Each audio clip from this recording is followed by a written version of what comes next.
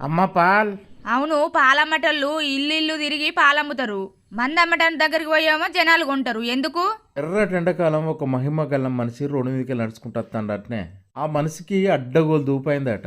పక్కనే ఒక ఆయన పాలు విండుతాడట. అయ్యా అయ్యా దూపైతుంది, కొన్నన్ని పాలు పోయవా అని ఈయన అడిగిండట. ఆయనను పైసలకే పాలు పోతా పుణ్యానికి పోయా అని చెప్పిండట. అయ్యో నా దగ్గర పైసలు లేవు కదా అని రోడ్డు మీదకి వెళ్ళి నడుచుకుంటా వస్తాడట. నడుచుకుంటా రాంగా ఒక కాడ పెళ్లి ఊరేగింపు జరుగుతుందటనే. ఆ పెళ్లి ఊరేగింపు కాడ ఒక ఆయన అక్కడ మందప్ప చెప్తాడట అందరికి. ఊరేగింపు కాడికి ఆ మహిమ గల్ల మనిషి పోయిండట. అయ్యా నాకు దూపైతుందని ఆ మందిచ్చే మనిషిని ఈయన అడిగిండట. నీకు కావలసినంత మందు తాగి మంచిగా డ్యాన్స్ చేసి సప్టక పో అని చెప్పిండట.